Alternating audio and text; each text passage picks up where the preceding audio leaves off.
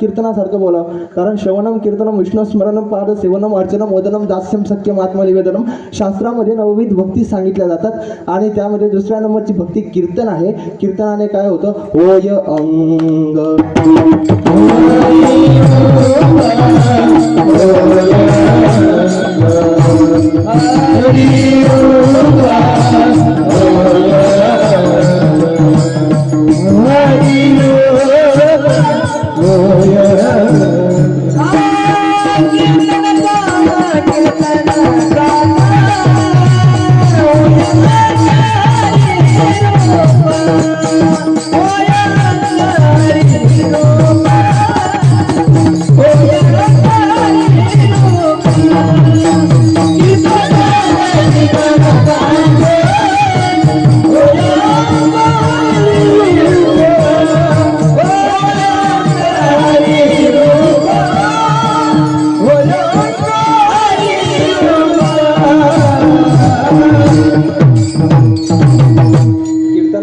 कीर्तनाने काय होतं तर कीर्तन चांगलं होय अंग हरिरूप.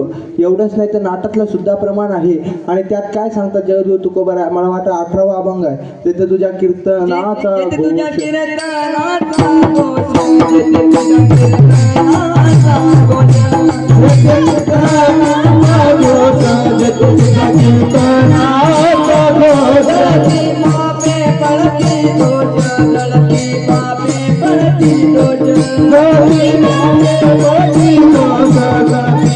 Pape